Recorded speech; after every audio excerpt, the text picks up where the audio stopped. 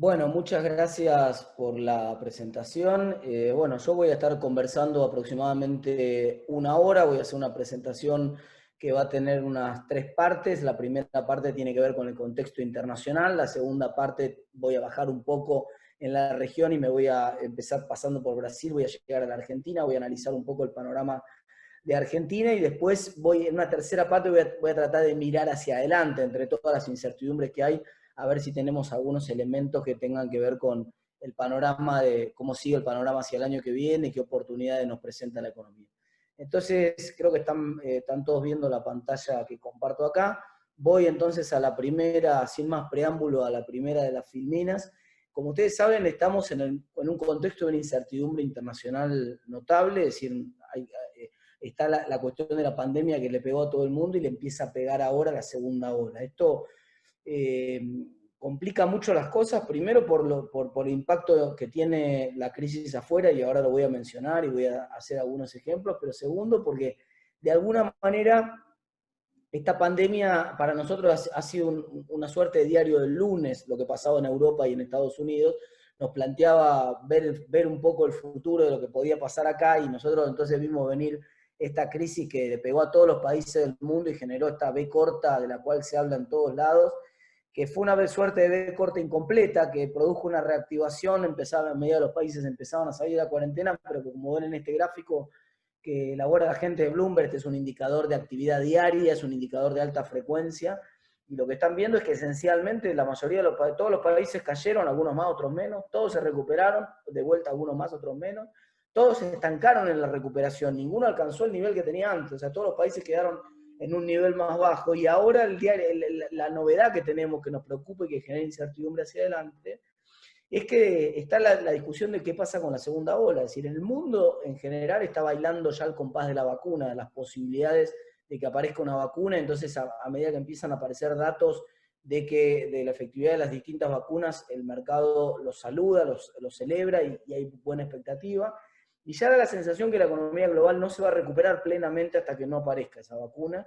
Y ahora también la otra incertidumbre que parece un poco despejada con el diario del lunes es que, como ustedes están viendo en esta segunda ola que se da en Europa, los países no vuelven a cerrar 100%. Es decir, ninguno de los países en esta segunda ola vuelve exactamente al nivel que estaban antes. Como ustedes ven acá, inclusive hay casos de algunos países como, por ejemplo, el Reino Unido, que están bastante sólidos dentro de todo en esta línea y que no han retrocedido prácticamente, pero o de Japón. Este es el caso de Japón que estamos mostrando acá, que sí es el único ejemplo, o de los pocos ejemplos en el mundo que uno podría decir han superado la pandemia, pero después China, Japón y algo de Asia, el resto en Europa y en Estados Unidos hay una segunda ola, y la segunda ola se está transitando con lo que aprendimos de la primera ola. Entonces ya no se cierran todas las actividades, y por eso no hay una W, que era lo que se temía, que volviera a haber en el mundo una suerte de W en términos de actividad. Bueno, no hay una W, o en todo caso la segunda recesión de la W es bastante más suave que la primera, a pesar de la caída. Acá el país que más cayó es Francia, dentro de lo que estamos mirando acá, pero todavía ni siquiera en los niveles que tenía Francia acá, que estaba por acá abajo en la primera en la primera de las crisis. Cuando bajamos un poco y vemos lo que pasa en Argentina respecto de la pandemia, esencialmente el factor pandemia, acá también el indicador, a mí me gusta mirar un indicador adelantado, porque hay mucho debate sobre los datos argentinos y la calidad de los datos argentinos, pero es un indicador que me enseñó a mirar un colega que se llama Gabriel Selpo, que es el de qué pasa con la búsqueda de Google. Vieron que nosotros siempre consultamos al doctor Google para cualquier cosa, y entonces hay una correlación notable, lo demostró Gabriel, entre la curva de las búsquedas en Google de síntomas de COVID y la curva propiamente dicha después en los países. En general, la curva de Google anticipa entre una semana y 10 días lo que van a ser los datos que van a mostrar después los países, y efectivamente lo que muestra la curva en Argentina fue la subida de los meses anteriores, la larga meseta que tuvimos en unos meses, y ya hace prácticamente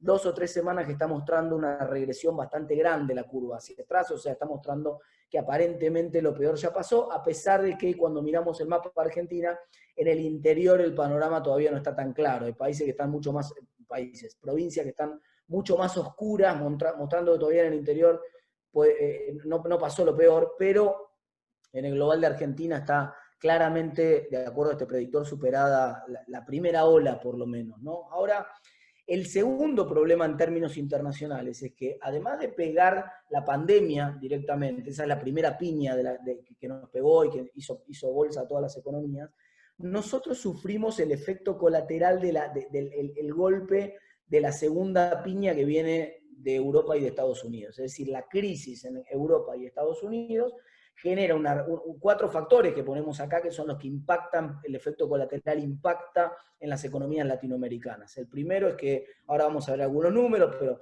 retroceden mucho, hay una salida brutal de capitales, los flujos de capitales se van de los países emergentes, y por lo tanto eso genera devaluaciones de las monedas, shocks en los precios de los bonos de los países emergentes, problemas de liquidez, etcétera, etcétera. Pero también, obviamente, y sube a riesgo país, es la contrapartida de la caída de los bonos en los países emergentes, pero también hay impacto en los precios de commodities. Es decir, cuando uno mira lo que pasó en el mundo, hay algunos commodities que reaccionaron mejor que otros, ahora vamos a ver dónde quedamos parados nosotros, pero eso también impactó en toda la región. Vamos a ver algunos de estos factores del impacto internacional que tuvo. El primero es en los mercados, cómo pegó en los mercados de acciones. En los mercados de acciones, la verdad que hay dos, acá estoy mirando dos mercados por separado. En el primero de los gráficos, este que tenemos acá a la izquierda, estoy mirando el Dow Jones, que es el mercado de las principales acciones de Estados Unidos, las acciones de la economía tradicional, la podríamos llamar de alguna manera.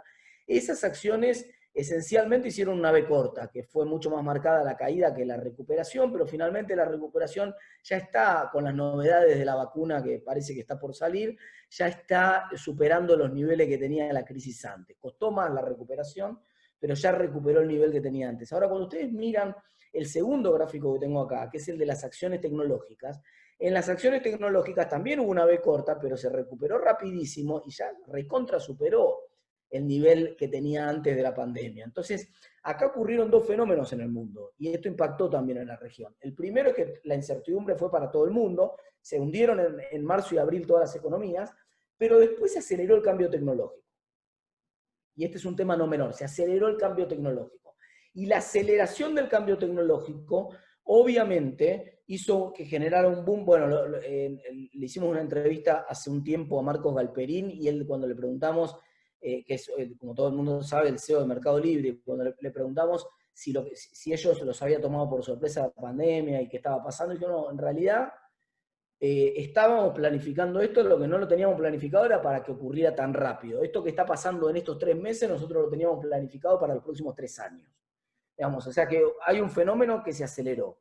Y ese fenómeno de transformación digital que se aceleró en el mundo tiene un impacto local también. ¿Por qué? Bueno, todos ustedes lo están viendo. Las empresas como Zoom valen ahora más que las 5 principales aerolíneas del mundo. Y entonces, por ejemplo, yo cuento la experiencia de los padres, de que los compañeritos de mi nene en el jardín. Ya hay, les diría, 5 o 6 de los 20 compañeritos de mi nene que ya se mudaron, ya los padres aprovecharon esta pandemia como una suerte de experimento natural, y ya tomaron la decisión de que no vale la pena vivir en la ciudad de Buenos Aires, y que ahora ya directamente, antes tenían una casa de fin de semana en Pilar o en distintos lugares del Gran Buenos Aires, y ahora directamente se instalaron allá, con los chicos, mudaron a los chicos del colegio, etc. Entonces, el haberse dado cuenta que pueden trabajar desde su casa y que pueden descentralizar, cambia el mundo desde el punto de vista de la organización del espacio. Y ese cambio de la organización del espacio tiene un impacto grandísimo en la industria de la construcción, por ejemplo, porque se revaloriza la vivienda y se subvalorizan las oficinas. Entonces, bueno, eso implica cambios, transformaciones estructurales también. O sea que este shock aceleró el cambio estructural, y esa es otra de las grandes enseñanzas. Hablábamos más temprano del impacto en commodity. Les decía, hubo algunos commodities que fueron una piña en el medio de la cara. Si ustedes eran, por ejemplo, un país exportador de petróleo, si eran o energéticos, eran México, eran Colombia, eran, bueno, Venezuela ni hablar, eran Ecuador, eran Bolivia, eran Brasil en cierto sentido, también un exportador de commodities energéticos importantes. La pandemia les pegó por partida doble. Primero, porque sufrieron un montón de casos en sus países. Segundo, porque por efecto colateral el principal producto de exportación de ustedes cayó y hoy vale una tercera parte menos de lo que valía antes de la crisis. Y como ustedes ven, sí hubo una recuperación desde el fondo que tocó el precio del petróleo en el mundo, pero la recuperación no fue plena. Así como la recuperación de la actividad no fue plena, de alguna manera los precios de commodities energéticos copian lo que está pasando en la actividad y un poco la proyección y la incertidumbre hacia adelante. Y eso es lo que estamos viendo en este gráfico, la B corta incompleta. Se recuperan pero quedan un escalón más abajo. Entonces, todos los países exportadores de commodities energéticos noqueados. A nosotros esta película nos agarra medio de rebote porque nosotros tenemos una posición importadora neta en commodities energéticos, así que hasta le diría que no es mala noticia para nosotros. De hecho, buena parte de los congelamientos de tarifas en Argentina no generaron una brecha tan grande, a pesar de que ya llevamos 4 semestres sin ajustes tarifarios en Argentina. Si uno mira la inflación en Argentina de 4 semestres, hay que actualizar entre 80 y 100% las tarifas en Argentina. Ahora, lo que juega a favor de que este ajuste sea más escalonado es que, bueno, el costo de base de la energía, por ejemplo, el costo del petróleo, no impactó. De hecho, si uno mira, por ejemplo, el precio de la nafta en Argentina, tendría que estar más barato de lo que en realidad está. O sea que no hay mal que por bien no venga. El impacto de commodities energéticos a nosotros nos juega a favor, hace que haber congelado las tarifas tanto tiempo no tenga tanto impacto como el que habría tenido en otro momento si el barril de petróleo siguiera arriba de los $60. Y encima, en los commodities vinculados al sector del agro, que son los que nosotros exportamos al mundo, no solo se recuperó plenamente el precio después de la pandemia, de hecho hubo una caída, como ustedes ven, a principios del 2020, después de marzo hubo una caída hacia mayo, tocamos mínimos en el caso de la soja, por ejemplo, pero después hubo una recuperación fuertísima, arriba de los $440 el precio de la soja en estos momentos. Este precio que estoy mostrando acá está en bushels la unidad, entonces no coincide con el que probablemente tienen en mente, pero es el mismo gráfico. Y acá centralmente hay dos efectos, y hay que tener cuidado con esto. Si por un lado, bueno, el commodity es un commodity alimenticio y la gente tiene que seguir comiendo, y además Asia, como acabo de mostrarle, los países de Asia se recuperaron más rápido, y entonces todo eso nos juega a favor a nosotros, y todo eso fortalece el precio de la soja. Pero también en los precios altos de la soja a que estamos viviendo ahora, hay un componente que tiene que ver con la expectativa de la niña el año que viene. ¿Qué es esto? Bueno, la expectativa de que va a haber una sequía en el mundo y que esta sequía que va a haber en el mundo va a afectar la cosecha argentina el año que viene. Entonces, de alguna manera, los precios internacionales están abriendo el paraguas. Ojalá hubiéramos tenido este precio de la soja con la cosecha récord del año 2019, por ejemplo. No. Es decir, lo más probable es que este precio se esté anticipando al resultado de que en Brasil y Argentina se espera que la cosecha del año que viene no sea tan buena porque se esperan condiciones climáticas que no van a ser las mejores. En cualquier caso, ese commodity a nosotros no nos afectó tanto y en todo caso nos deja mejor parados hoy en materia de precio de lo que estábamos antes. Así que ahí la agarramos de rebote. Yo les decía, la salida de capitales de los países emergentes fue brutal, fue uno de los factores brutales. Realmente cayeron, para que ustedes se den una idea, en la crisis del 2009, que había sido hasta ahora la crisis financiera más importante de los últimos 80 años, prácticamente. En esa crisis habían salido 25.000 millones de dólares de los países emergentes en un año. 25.000 millones en un año. En esta crisis salió en un mes 125.000 millones. Fue 5 veces más grande la crisis esta, en términos de salida de capitales, que la crisis del 2008-2009, que ya había sido una crisis bastante severa. Otra vez, no hay mal que por bien no venga. Argentina aislada del mundo, entonces, como no estaba recibiendo inversiones por su situación frágil hace prácticamente 2 años, bueno, entonces nos zafamos de la salida masiva de capitales porque igual no estaban entrando en Argentina. Y ahora, pero ¿por qué me importa? Por el dato que les voy a mostrar ahora en un segundo, que tiene que ver esencialmente con Brasil. Brasil fue el tercer país del mundo más impactado por la salida de capitales y eso repercute muy fuertemente, nos impacta muy fuertemente de rebote a nosotros. Por suerte, los últimos datos que tenemos, acá está cortado el gráfico, no pueden ver el eje de las abscisas acá, pero esto esencialmente es septiembre, esto es octubre y estos últimos días que estoy mirando son los primeros días de noviembre. Acá estoy mirando 2 meses y monedas en este gráfico. Lo que estamos viendo es que ustedes ven que había mucha volatilidad en los 2 meses anteriores. Había entrada de capitales, pero también después había salida de capitales. Y lo que estamos viendo es una entrada persistente por arriba de 3 desvíos estándar de lo que pasó en el último año. O sea, estamos viendo una recuperación de capitales persistente en los países de la región. Y eso explica un poco por qué se fortalecen las acciones, por qué los bonos empiezan a fortalecer y por qué cede un poco el riesgo país. Por supuesto, todo esto matizado para el caso de Argentina, pero eso es esencialmente lo que está pasando en la región. Obviamente, y esta es la confirmación que les decía en términos de riesgo país, el dato de riesgo país global para todos los emergentes, que es la línea azul que estoy mostrando acá, está cediendo bastante en todo lo que va de noviembre, viene bajando bastante, coincidente con este ingreso de capitales que les acabo de mostrar a los países emergentes, y también está ocurriendo para los emergentes latinos. Últimamente, en la última semana, tal vez no tan buena, pero lo cierto es que estamos viendo en noviembre un descenso significativo de casi más de 200 puntos en el riesgo país de la mayoría de los países y sobre todo de los latinos también. Entonces, esto también es una buena noticia, el panorama hoy es mejor para colocaciones de deuda y si bien Argentina recién está reestructurando y todavía le falta el acuerdo con el fondo, eventualmente tiene que volver a tratar de hacer algún tipo de colocación en los mercados internacionales porque si no es hacer más duro el recorte fiscal o financiarlo con emisión y ya no da para más. Ahora me voy a meter en profundidad en ese tema, pero son básicamente las alternativas que quedan. Ok, el impacto más importante en la región del efecto de la pandemia, los coletazos de la pandemia, viene por el lado de las devaluaciones de los países vecinos. Si bien nosotros mantuvimos el tipo de cambio oficial artificialmente agarrado de los pelos, para decirlo en castellano, y eso implicó tener que reforzar el cepo, y eso implicó que aumente la brecha, y eso implicó muchos de los problemas que tuvimos en la Argentina este año.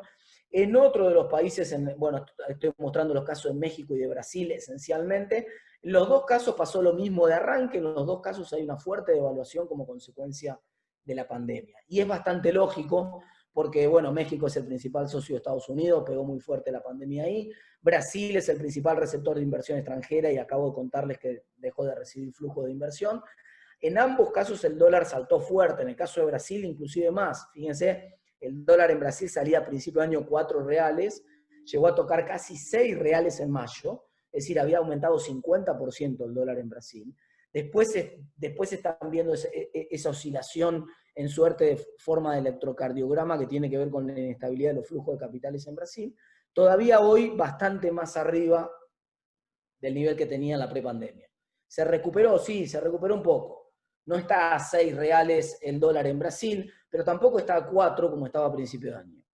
Y una de las razones por las cuales Argentina no devaluó y quiso frenar mejor dicho, devaluó pero al ritmo de la inflación, puchito más, puchito menos, pero no hizo una corrección fuerte del tipo de cambio como hicieron los otros países vecinos, una de las razones es que el gobierno especulaba, y el Banco Central también, con que este shock iba a ser más transitorio, con que la cuarentena iba a ser de 40 días, con que el COVID iba a ceder más rápido, entonces con que Brasil eventualmente iba a pasar la pandemia ya también y tarde o temprano el tipo de cambio en Brasil también iba a volver a la normalidad. Entonces Argentina decía, ¿para qué voy a devaluar si a mí no, una vez que yo devalué ya no puedo volver a la normalidad, ya no puedo tirar el barrilete para atrás, me cuesta mucho más remontarlo de lo que le cuesta a Brasil, así que mejor aguanto con reservas mientras tanto. Esa fue la lectura, lo que decía incluso la gente del Banco Central en el off. Lo que pasa es que después perduró, como ustedes ven, en el tiempo. Parecía que esto ocurría después de mayo, en junio, cuando se recuperaban todos los países de la pandemia, hasta el 8 de junio, esa fue la fecha D, el día D. A partir de ahí se empezaron a complicar todos los países y Brasil empezó a los tumbos y no lograron recuperarse. ¿Y por qué nos complica a nosotros? Bueno, porque nuestra competitividad cambiaria con Brasil, esencialmente, está hoy casi 30% por debajo del nivel que tenía a principio de año. Acá estábamos en el nivel de competitividad con Brasil a principio de año y quedamos prácticamente 30% abajo en el nivel de competitividad por acá. Es más, si ustedes miran el nivel de competitividad cambiaria Argentina con Brasil, este es el que les estoy mostrando acá, se llama tipo de cambio real bilateral con Brasil. Esto es lo que les estoy mostrando en este gráfico. Esta competitividad cambiaria con Brasil esencialmente está en los mismos niveles de 2016-2017. Pero claro, en 2016-2017 nosotros teníamos un déficit con Brasil de 8.000 millones de dólares. Y hoy no podemos financiar ese déficit, hoy no tenemos esos dólares, hoy no hay ingreso de capitales, ni ingreso de deuda, ni nada, no tenemos cómo financiar ese déficit, no tenemos reserva para bancar un rojo comercial de 8.000 millones de dólares con nuestro principal socio comercial. Entonces, Hay un problema con el tipo de cambio. Para acomodar el tipo de cambio real a la competitividad cambiaria que teníamos con Brasil a principio de año, hoy un dólar oficial que sale casi el dólar mayorista 80 mangos en Argentina tendría que salir 100, 101 en el número. Pero esencialmente habría que corregir el tipo de cambio oficial 20 pesos aproximadamente para estabilizar la cuestión comercial, recuperar nuestro resultado de competitividad con Brasil.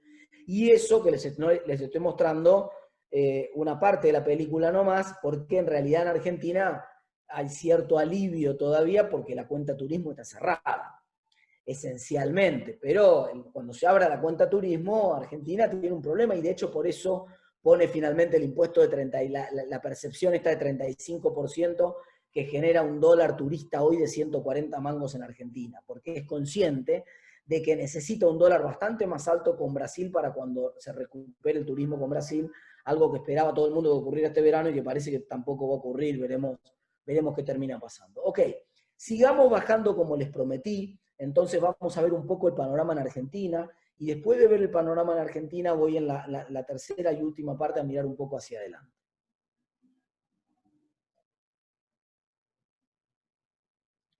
En Argentina, evidentemente, la actividad económica hizo también la misma B corta que hizo en todo el mundo. Hay toda una discusión para la academia, para otro día, para la facultad, de por qué acá cayó un poco más de lo que cayó en el resto del mundo y si la recuperación fue a la misma velocidad.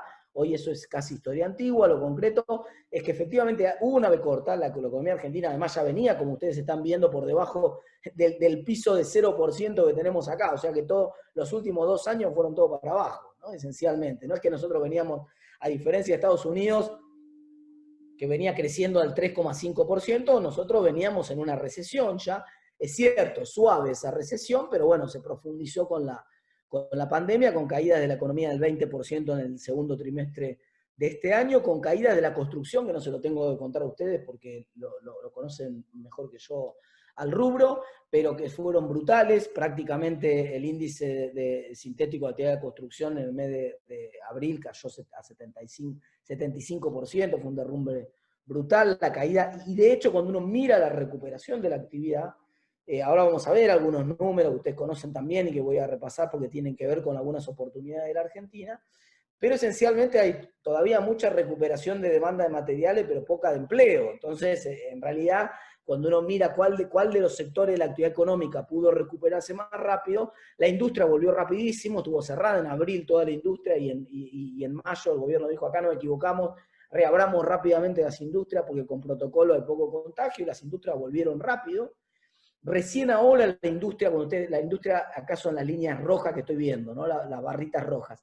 Recién este último mes la industria empieza a estar empatada con el nivel prepandemia, recién en el último mes.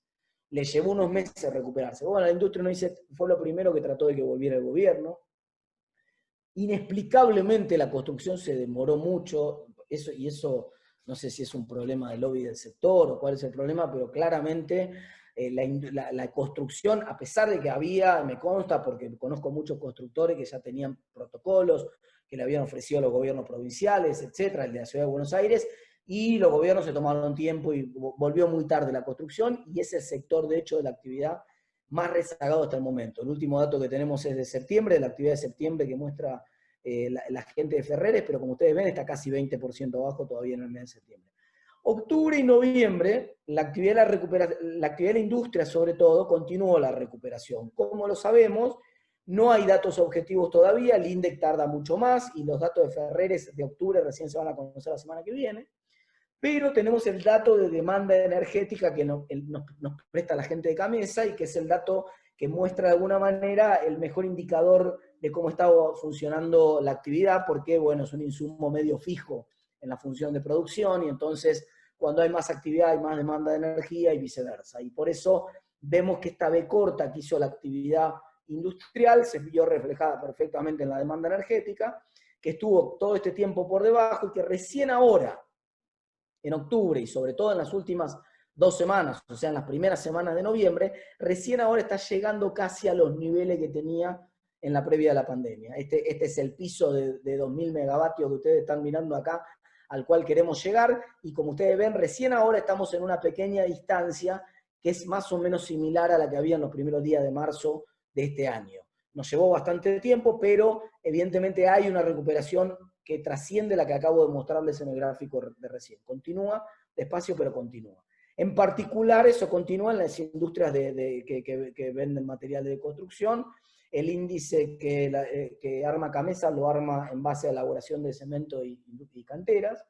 Y ahí esencialmente ese es un índice que está 23% arriba de la previa de la cuarentena. O sea, hoy las industrias de materiales de la construcción, al menos estas que está relevando la Camesa en términos de demanda energética, están demandando 23% más de energía que la que demandaban en el mes de marzo, en las 2 primeras semanas de marzo, antes de la cuarentena y antes de que se empiojara el panorama con el tema del COVID. Entonces, es la industria que está empujando hoy la recuperación de toda la industria.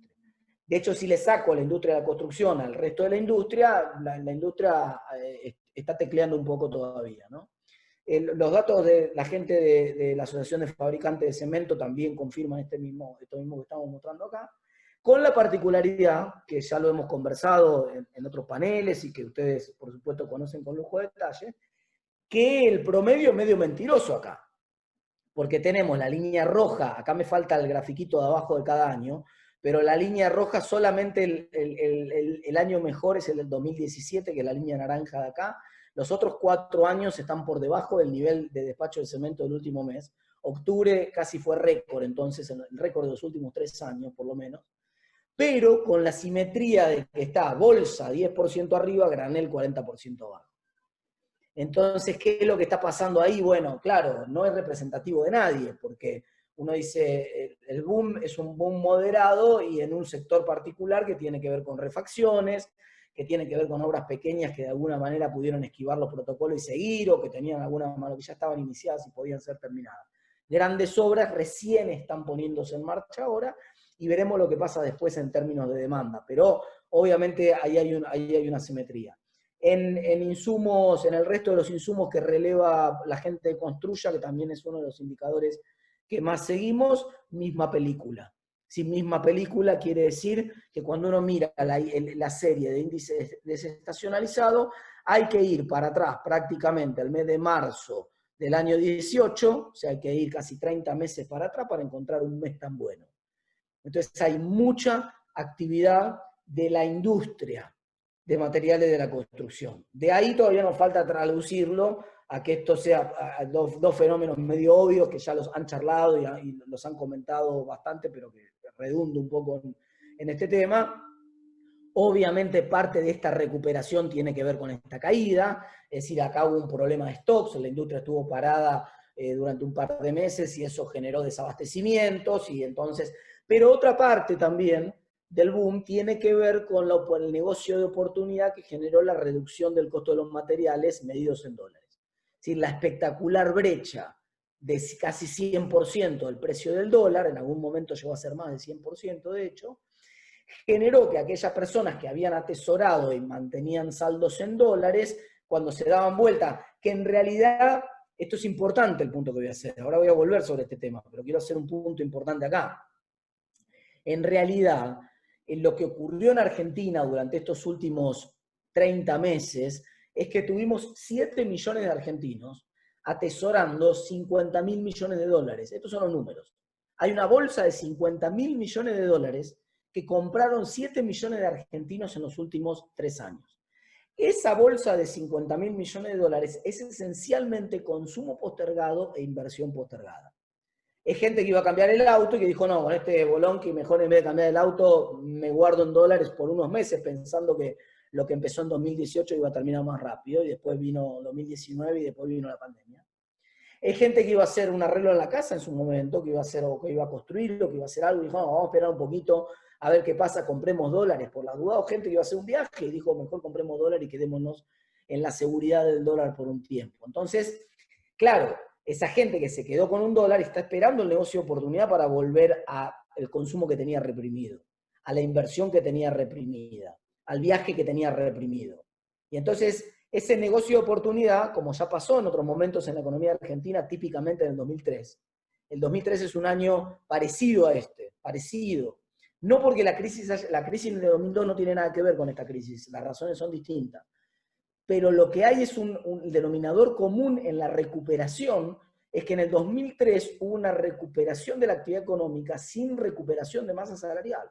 Los salarios estaban muy golpeados, 25% abajo en términos reales, el desempleo era altísimo, 17%, o sea que el panorama, no había masa salarial para recuperar. La recuperación fuerte del 2003 fue de la mano del consumo, y uno dice, pero ¿cómo va a crecer el consumo 8,8% si no mejoran los salarios? Bueno, porque había consumo reprimido y porque todo lo que habían atesorado los argentinos en el 99, 2000, 2001 y 2002, todos esos dólares, cuando el dólar tocó un techo tan alto como el que tocó el 2002, cuando llegó a 4 pesos un dólar a la salida de la convertibilidad, dijeron, ya está, conviene pasarse a pesos, conviene pasarse a ladrillo, conviene pasarse a autos, conviene pasarse a un bien de consumo. Entonces, esencialmente ese mismo fenómeno, tengo mucha expectativa que ese mismo fenómeno ocurra en Argentina, y de hecho, en la demanda de materiales se empezó a construir. Ahí también hay un efecto de el atesoramiento del argentino, que antes compraba los dólares y que le pusieron el cepo. Entonces, el endurecimiento del cepo también refuerza este efecto, porque hace que el que antes compraba con sus ahorros algunos dólares, diga, bueno, dólares no puedo comprar, ¿qué hacemos? Un arreglo de la casa, cambiamos el auto, etcétera, etcétera. Entonces, buena parte del boom que estamos viendo, de que haya hoy más demanda de material de construcción que en los últimos 30 meses, tiene que ver con el desbalance de los stocks de los distintos sectores. Vamos a ver cuándo se termina de acomodar eso. Otra parte tiene que ver entonces con la brecha grande que tiene el dólar, y otra parte con la reactivación de la actividad, que por ahora es la tercera variable que viene más rezagada. Ok. Déjenme, ahora que fui pasando por los distintos sectores y vi la panorámica de cómo estaba la economía argentina, después de ver cómo estaba la economía internacional, déjenme analizar cuál es el talón de Aquiles de la economía argentina hacia adelante. Argentina enfrenta en estos momentos riesgos reales y riesgos psicológicos, o que tienen más que ver con las expectativas. Los riesgos reales son bien concretos, es decir, Argentina se encaró una cuarentena que resultó muy larga y que nosotros no podíamos pagar. Esto está claro, hoy con el diario del lunes, ¿no? Hoy está bastante evidente, no entremos en el debate de si estuvo bien o estuvo mal, no importa. El gobierno mismo, en los documentos que, por ejemplo, le mandó a los ahorristas con los que estaba reestructurando deuda, en el primer presupuesto o proyecto de presupuesto que presentó, etc., en muchos documentos del gobierno están los datos que muestran que el gobierno pensaba en una cuarentena de 40 días cuando empezó todo esto. Y se hizo más largo. Por H o por B no pudo, no supo, no quiso salir de la cuarentena, se alargó más, y esto generó una cuarentena que nosotros no podemos pagar, porque miren, ya veníamos con problemas fiscales antes de la cuarentena. En el mes de marzo ya veníamos con un déficit de 166 mil millones de pesos. Pero estaba la idea de que, bueno, el gobierno un poco puede emitir, no pasa nada, la economía está desmonetizada, no va a pasar nada, algo podemos emitir, no pasa nada. Pero claro, cuando entramos de lleno en la cuarentena, el déficit se duplicó. Y tuvimos prácticamente 3 meses de 300 mil millones de pesos de déficit. Después aflojó un poco en los últimos meses, ahora volvió a subir en septiembre porque pagamos el IFE. El dato de octubre va a dar un poquito mejor, está por salir, va a salir la semana que viene, va a dar sensiblemente mejor que esto. Pero hay mucha preocupación hacia adelante, sobre todo para los datos de diciembre. Para que ustedes se den una idea, lo voy a resumir en un ejemplo. Argentina, desde marzo hasta acá, por la pandemia, emitió 1,5 billones de pesos. O sea, tuvo un déficit fiscal que sumado punta a punta suma 1,5 billones de pesos. Billón con B larga. De los nuestros, no de los americanos, de 12 ceros. 1,5 billones de pesos. Lo emitió todo maquinita. Y la pregunta del millón es cuánto puede absorber eso la economía. Y la segunda pregunta del millón, y ahora voy a mirar esa pregunta de cuánto puede absorber la economía, la segunda pregunta es cuánto va a seguir emitiendo. Y esa segunda pregunta tiene 2 incógnitas grandes para el año que viene. La primera es de este año en realidad. La primera se llama diciembre y la segunda se llama 2021. La primera, que se llama diciembre, porque estacionalmente siempre es el mes más deficitario del gobierno. Porque hay que pagar los aguinaldos, porque hay que pagar las vacaciones, etcétera, etcétera. Diciembre es un mes de déficit alto. De hecho, los cálculos preliminares de algunos de mis colegas son que el déficit del mes de diciembre podría ser cercano a los 600 mil millones de pesos. O sea, el doble que el déficit de los peores años, de los peores meses de la pandemia. Entonces, se espera un nivel de déficit alto en diciembre. Por esa razón, el gobierno en parte tomó la decisión de que va a tratar de usar menos financiamiento monetario ahora, porque sabe que en diciembre lo va a necesitar. De hecho, se espera que el gobierno use 400.000 millones de pesos más del Banco Central de acá hasta fin de año. Es consistente con esta magnitud de los déficits que estoy planteando. La primera incertidumbre, diciembre. El gobierno dice, no pasa nada porque yo emito en diciembre y en diciembre siempre la economía tiene más demanda de dinero porque están las fiestas y entonces la gente quiere salir y la gente se va de vacaciones. Y bueno, lo quiero ver a este diciembre, lo quiero ver a este diciembre. No le apostemos a que va a haber mucha demanda de dinero en diciembre, un poco más va a haber, pero no va a ser el mismo salto que habitualmente hay en la demanda de dinero en todos los meses de diciembre. Este va a ser un diciembre achanchado, para decirlo de alguna manera. Mucha gente no se va a ir de vacaciones, digamos, vamos a verlo este diciembre primero.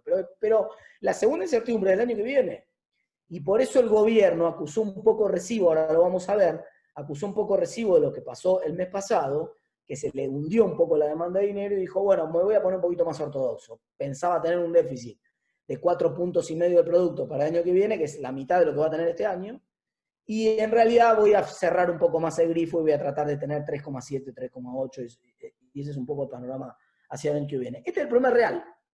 El que acabo de mostrarles es el problema real. El problema central es Argentina está en un contexto en el cual, por culpa de la pandemia es una doble Nelson ahí, porque la pandemia te pega en los ingresos fiscales por menor actividad, pero además te hace gastar más porque te hace pagar ATP, IFE, etcétera. Entonces, te hace gastar más y te hace recaudar menos, y por lo tanto el déficit se te hace más grande. Ese es el problema real. Por eso el gobierno se apuró a salir sin mucho preámbulo del ASPO y se fue al DISPO, en el área metropolitana de Buenos Aires, a pesar de los casos y lo que fuere, y dijo, ya está, se terminó el IFE, se terminó todo lo demás, tengo que volver a la normalidad como sea. Ya habla, el propio presidente ya habla de la pospandemia, ya pasó la pandemia para el presidente, ¿no? Y por eso toda la incertidumbre está respecto del año que viene, porque ¿qué pasa si viene una segunda ola? ¿Qué pasa si esa segunda ola implica, por lo tanto, otra vez tener que volver a gastar mucho el año que viene? Y el segundo gran problema es el factor psicológico, que es el más sensible, el más delicado de cómo viene la economía. ¿Por qué? Porque yo les conté que emitió 1,5 billones de pesos el gobierno. ¿Y a dónde están esos pesos? Bueno, resumidas cuentas es muy simple. Casi 500.000 millones de pesos los puso en la calle, en circulante, están circulando y son los que presionan al dólar blue, son los que están presionando los precios ahora y generan un poco más de inflación. El otro billón lo metió en LELIX. Hizo crecer de manera espectacular el stock del LELIX, casi duplicó el stock del LELIX que había en la economía. Y esa LELIX, ustedes saben, es una suerte de bomba de tiempo. La LELIX lo metía bajo la alfombra, es inflación en cuotas. O sea, la LELIX en el mejor de los casos, los voy soltando a los pesos con el paso del tiempo y iba a tener, si hubiera puesto el 1,5 billones de pesos que emitió, lo hubiera puesto en la calle este año, hubiéramos tenido una inflación arriba del 100% en el año. Para evitar eso, el gobierno dice, no, vamos a distribuirlo en el tiempo, este shock inflacionario, pongámoslo en LELIC. Ese es esencialmente el objetivo. Pero las LELIC del otro lado del mostrador tienen depósito de la gente. Los bancos compran LELICs al Banco Central con la plata de los depositantes. Esencialmente el mecanismo es ese. La gente hace un plazo fijo y el banco, como no le puede prestar a nadie porque no hay crédito hoy en Argentina, ese mismo plazo fijo se lo presta al Banco Central. Y entonces la sensibilidad del sistema es muy grande si se caen los plazos fijos. Y eso es esencialmente lo que pasó en el mes de octubre. Miren el gráfico de acá abajo, es el más importante de toda la presentación hacia adelante, para ver lo que va a pasar hacia adelante. Lo que pasó esencialmente es que nosotros veníamos de 5 o 6 meses de pandemia con recuperación de los depósitos, donde la gente elegía el peso, mal que bien, elegía el peso, y donde el aumento de circulante y de plata en la calle igual iba al banco. La gente decía, mira, no circulo mucho, no gasto mucho, pero la plata la tengo en el banco. Lo que me sobra, que me lo gastaba antes y ahora me sobra, plazo fijo. Esto fue real hasta octubre. Y desde el 6 de octubre, entre el 6 de octubre y el 19 de octubre, son estos dos puntos que estoy haciendo acá, esto es 6 de octubre, y esto es 19 de octubre, se fueron 124.000 millones del sistema. 124.000 millones de plazos fijos se fueron en 10 días. Y esos 124.000 millones fueron los que presionaron el dólar y generaron que el dólar pasara de 130 a 195.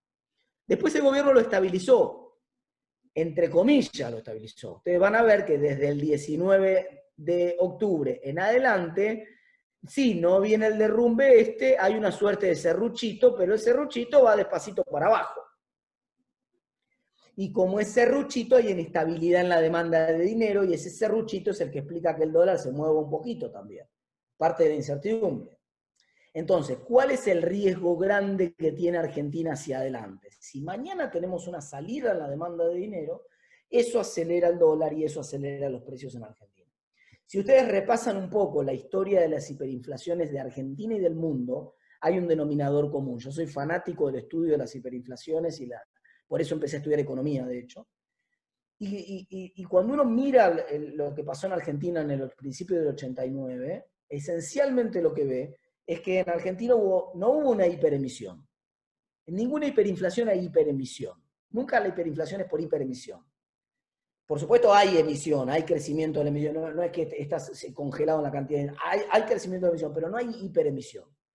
Lo que hay es un colapso de la demanda de dinero. En un momento la gente dice, mira, los pesos que están en la calle no las quiero más. Y los pesos empiezan a ser como los chicos, vieron que los chicos, en mi casa los nenes juegan a que el piso es lava. Dicen el piso es lava y hay que pararse arriba de un mueble porque el piso es lava. Bueno, acá en Argentina cuando se hunde la demanda de dinero, el peso es lava. El peso es lava. El peso es lava. Entonces, si el peso es lava, es una papa caliente. Mira, toma la voz, dame algo a cambio. Dame $1, mejor. Si no me das $1, dame un bien, dame un ladrillo, dame lo que sea, dame fierros, dame hierro, ni hablar de hierro, no quiero meter el dedo en la llaga, sé que es un tema sensible en estos momentos. Dame un auto, dame un bien durable, dame alguna otra cosa. Pero la papa caliente no la quiero, me estoy quemando. Y entonces, cuando ocurre una salida masiva de depósito de plazo fijo, se hunde la demanda de dinero, sobreviene la hiperinflación y el salto en el dólar. Y este fue el pánico que vio el gobierno en el mes de octubre. Hasta octubre ustedes tenían un gobierno con un discurso que la cuarentena podía durar para siempre, que no había ningún problema con el déficit del propio ministro de Economía. Acuérdense la conferencia esa, la entrevista que le dio a Laje, Antonio Laje, preguntándole, ¿y por qué tenemos que bajar el gasto? ¿No? Ahora ya no pregunta más eso. Entonces ahora se asustó con lo que pasó en octubre y dijo, no, lo vamos a bajar el gasto, lo vamos a bajar, quédense tranquilos, que vamos a usar menos emisión y vamos a bajar el gasto. La pregunta del millón es si el susto fuera suficientemente grande para que la prudencia fiscal del gobierno sea grande. La segunda pregunta del millón es si la política lo permite. Porque primero hay una interna política en el gobierno, entre un ala de gobierno que le dice, mira, a mí que me importa el discurso del ajuste fiscal, gasten todo lo que haya que gastar y emitamos. Y el otro episodio, que es que hay elecciones el año que viene. Entonces hay que ver hasta qué punto el gobierno puede postergar y decir, no pago el IFE, o el año que viene, cuando se acerquen las elecciones y esté la cosa complicada, va a tener que empezar a regalar un poco más de plata. Entonces, esta incertidumbre es la que está hacia adelante también. Y esto genera mucho freno en las decisiones hoy de consumo y de inversión.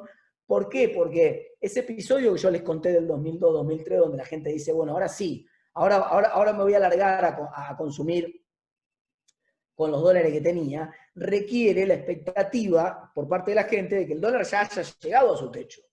Y hacia adelante sea, en todo caso, un fortalecimiento de los precios internos de la economía versus el dólar. Que en esa carrera precio-dólar ya no gane más el dólar. De hecho, si ustedes miran ahora la carrera, viene ganando el dólar por lejos.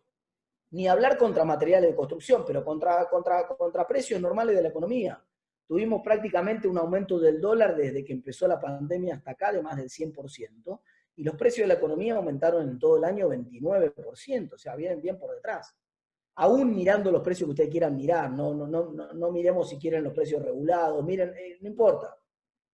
Quiero decir, incluso mirando alimentos y bebidas o el rubro que quieran de precio, van a ver que ningún precio aumentó lo que aumentó el dólar en Argentina. Entonces, hoy en la carrera dólar-precio gana el dólar. Mientras gane el dólar en la carrera dólar-precio, nadie consume.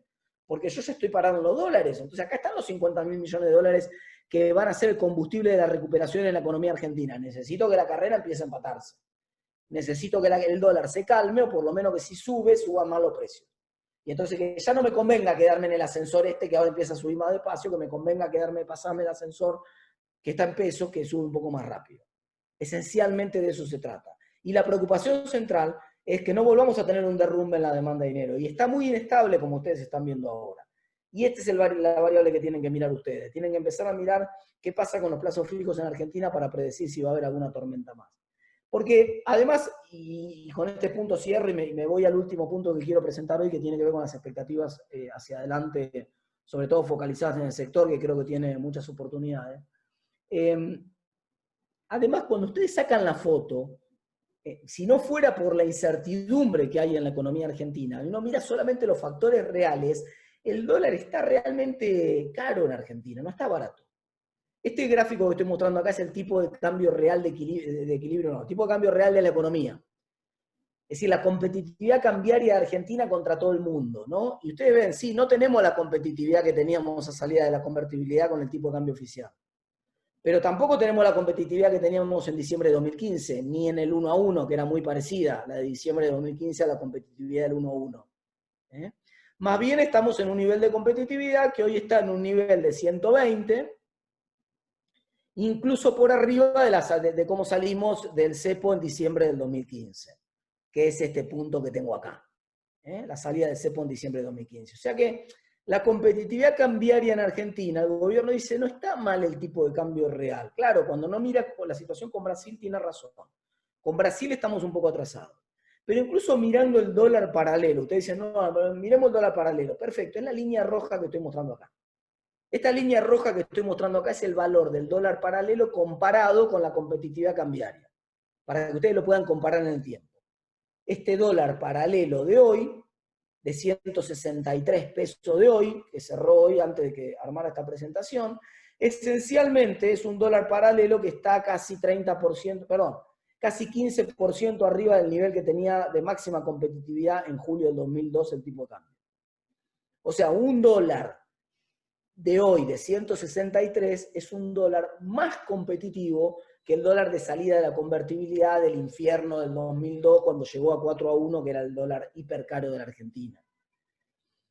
¿Esto qué nos está diciendo? Y mirá, nos está diciendo que tenés que ir hasta el año 89 para encontrar un dólar más caro en Argentina, con lo cual, si bien el dólar oficial puede estar un poco bajo por el efecto de Brasil esencialmente, que es nuestro único problema hoy, claramente el dólar paralelo no está alto en Argentina. ¿Esto quiere decir que va a bajar el dólar? No, no quiere decir que va a bajar el dólar. Un precio puede estar alto y seguir subiendo. Además, estos son valores, este tipo de cambio que estoy analizando acá es el tipo de cambio real, el nivel del tipo de cambio real. Nominalmente la economía se puede espiralizar.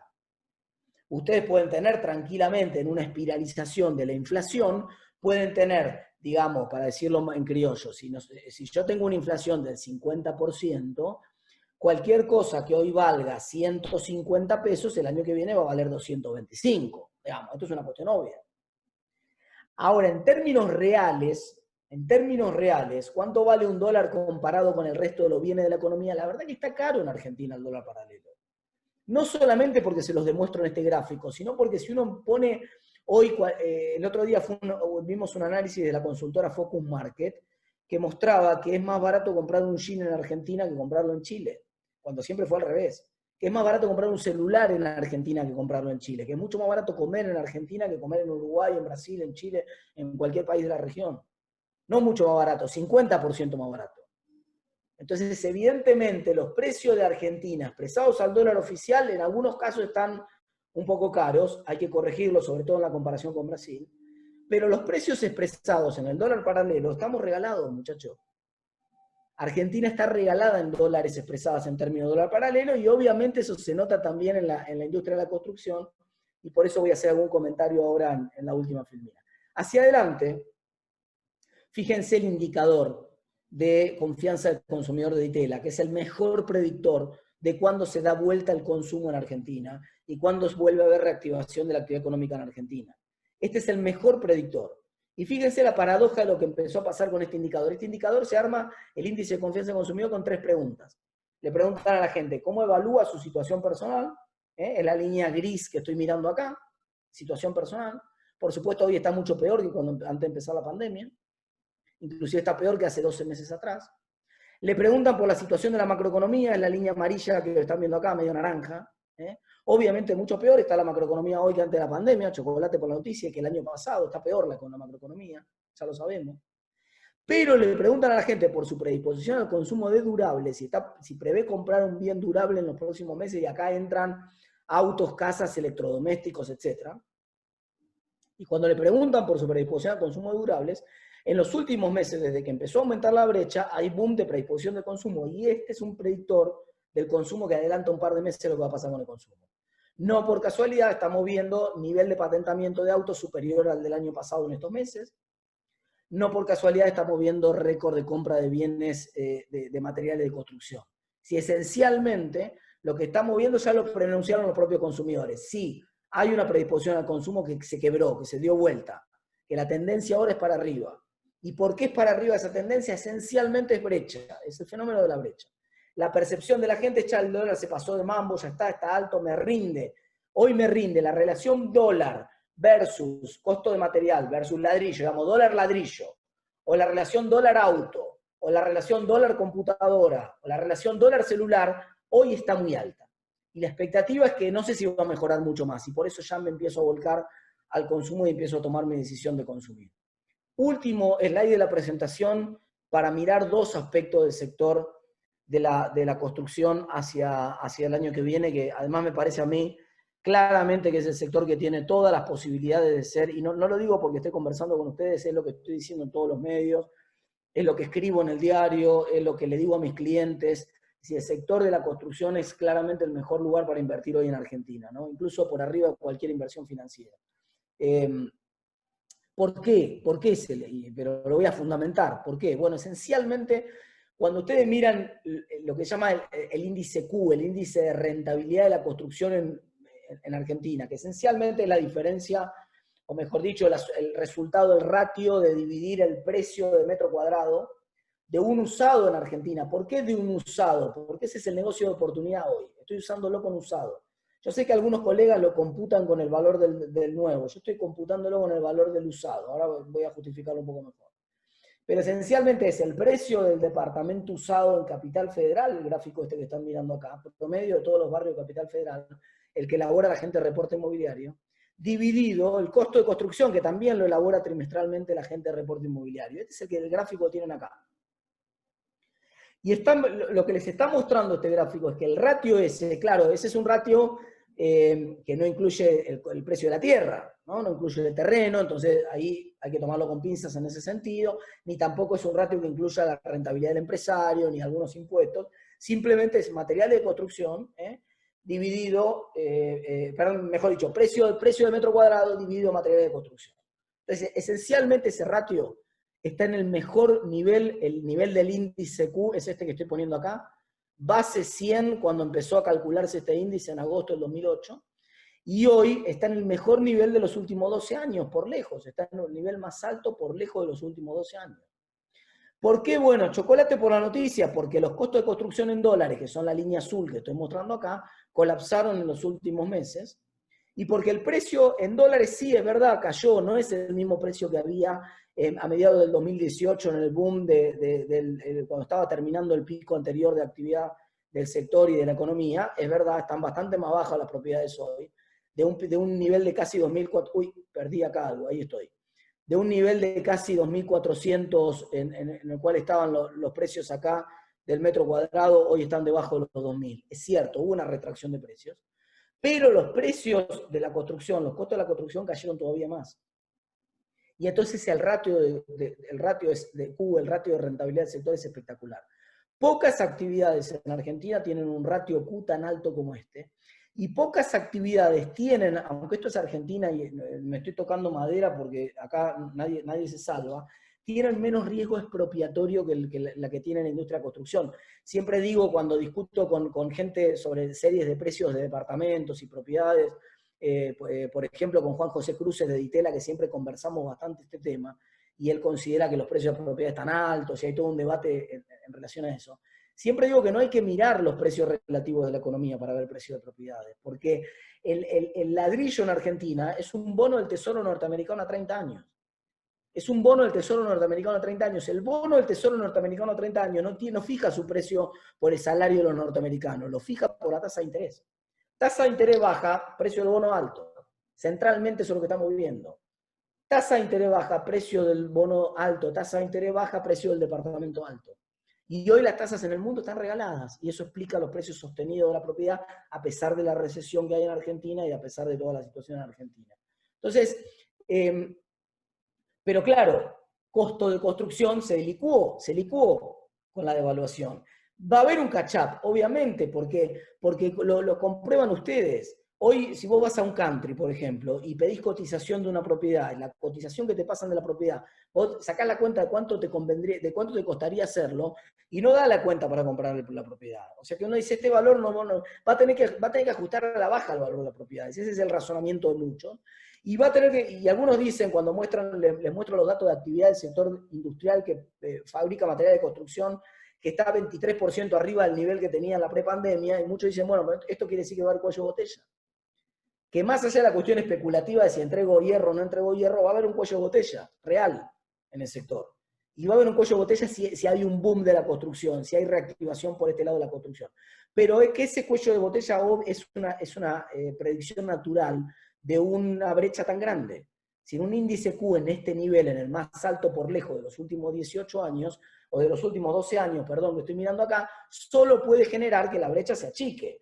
Y que la brecha se achica o con caída de los precios de las propiedades o con suban el costo de la construcción. Es corta la bocha. Por supuesto, el precio de la tierra es la tercera variable que ajusta acá. Entonces, hay un nivel de rentabilidad potencial muy alto en el sector que no hubo, hay que irse para atrás mucho en el tiempo para encontrarlo. Y eso es una gran oportunidad para construir, y me parece que ese es el caballito de batalla ideal para el sector. Hay riesgo bajo de expropiación en el sector, es un ladrillo, es un bono del Tesoro a 30 años. Sí, es cierto, puede haber ley de alquileres, puede haber impuesto a los bienes personales, que aumente el impuesto a los bienes personales y me caiga en el ladrillo. Sí, algo de expropiación puede haber, y esto es Argentina, y es muy posible que haya algo de expropiación haya, pero esencialmente otros negocios en Argentina tienen mucho más riesgo de expropiación. Es decir, este no es un negocio donde el precio de las propiedades lo regule el gobierno, todavía, y si toquemos madera, no quiero dar ideas, pero es un mercado relativamente libre, entonces funciona bien. Entonces, acá tenemos una gran oportunidad para el sector de la construcción, que aun cuando no se puede realizar, porque esos son precios pretendidos, lo que les estoy mostrando acá, alguien me va a decir, bueno, pero ese precio no lo vas a realizar cuando vendas la propiedad. Bueno, como decía un expresidente del Banco Central, que ahora ya fallecido, cuando hablábamos de estos temas, y él decía, bueno, hablábamos de ahorrar en vinos, y él decía, bueno, los vinos, si no te sale la inversión, te lo puedes tomar. Y acá pasa lo mismo, ¿no? Si no puedes vender la propiedad en 30 meses, cuando la terminás, bueno, la podés tener un tiempo más. Entonces, te quedás en el activo. Hay que igualarlo como un mercado, como un activo que tiene un poco menos de liquidez en ese momento. El otro gran tema, y con esto termino, porque ya estoy pasado en el tiempo, es que Argentina, sin embargo, va a demorar mucho más en recuperar crédito. Es decir, el gran actor que siempre falta en la economía y que necesitamos para que el sector de la construcción tenga una base firme en la cual apoyarse, y no estas brechas artificiales que son oportunidades que todo el mundo entiende que son transitorias, y esto es un problema. Porque si alguien del sector de la construcción está tomando una decisión de si construyo o no construyo, es de dedito para arriba. Pero si está tomando una decisión, aumento el tamaño de la planta, no sé, porque esta brecha no va a durar para siempre. Este Q de que es tan alto, en niveles tan altos, no va a durar para siempre. Pero sí en algún momento tiene que tomar la posta la base de todo sistema de construcción en el mundo, que es el crédito. Y el crédito tiene en Argentina dos problemas. No es un problema tanto que la falta de oferta, que no haya instrumentos como estaba el UBA en su momento, digamos que estos instrumentos hoy no estén. No es tanto un problema de eso, porque este es un gobierno que va a querer tener esos instrumentos y que va a proponer más líneas Procrear y que va a proponer más crédito hacia adelante. Estoy seguro de que lo va a hacer. Y además tengo buena información de que están trabajando en eso. Sino un problema de demanda. Es decir, la relación entre el salario y el precio del metro cuadrado queda en Argentina en 27 salarios por metro cuadrado. Si necesito 27 años, mejor dicho, perdón, estoy expresándolo mal.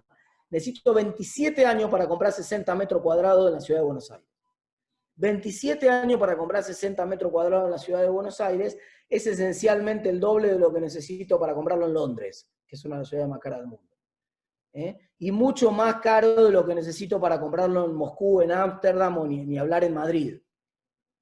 Entonces, evidentemente, los salarios en dólares están en niveles increíblemente bajos con el tipo de cambio de Argentina ahora. Y por lo tanto, la relación salario-precio del metro cuadrado, que resistió mejor en dólares, se deterioró notablemente. Y está prácticamente en un tercio de lo que estaba hace 3 o 4 años atrás. Y entonces, hasta que no se recomponga el salario en dólares Y por lo tanto, hasta que no se recomponga la relación del salario en ladrillo, para decirlo más claramente, por transitividad, hasta que no se recomponga la relación del salario en ladrillos, no va a haber recomposición del crédito. Porque incluso el mejor crédito hipotecario del mundo hoy, aunque hubiera oferta, el mejor crédito UVA del mundo hoy, que te da 1 millón de pesos a tasa del 3%, pagás 6.000 pesos por mes. 6.000 pesos por mes, por millón de pesos. ¿Cuánto necesitas para comprar 60 metros cuadrados? Por lo menos necesitas $120.000 para comprar 60 metros cuadrados. Ponele que en el interior un poco menos, en determinados lugares. Pero hagamos un número redondo, olvídense de los metros. Un departamento de $100.000. Un departamento de $100.000.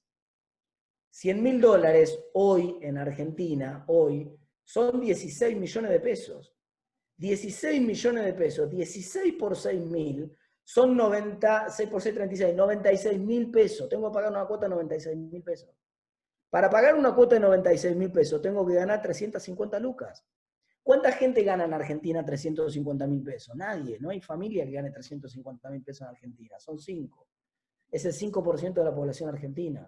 Entonces, hasta que no se recomponga sensiblemente, incluso aunque hubiera una oferta de crédito hipotecario muy barata hoy, y aunque la gente volviera a los UBA y etcétera, no hay demanda a los niveles de precio de metro cuadrado medido en salarios. Hasta que no exista esa recomposición, no lo vamos a tener. Pero me parece, y con esto cierro, que la apuesta del sector más importante es en aprovechar la brecha que se dio hoy, este ratio Q tan espectacular que hay que hay mucho tiempo en la historia para encontrar otra oportunidad para el sector de la construcción tan buena como esta. Sabemos que va a ser transitoria esa oportunidad. En el medio, reconstruyamos el mercado de crédito en Argentina. Trabajemos junto con el gobierno para reconstruir el mercado de crédito en Argentina, de suerte tal de que cuando se termine el negocio de oportunidad que brinda la brecha esta tan alta, de un ratio Q tan alto, empiece a nacer un mercado de crédito en Argentina que le dé una fuente y una base de sustento de largo plazo al sector. Muchas gracias, hasta acá llego y muchas gracias por la paciencia. Muchas gracias.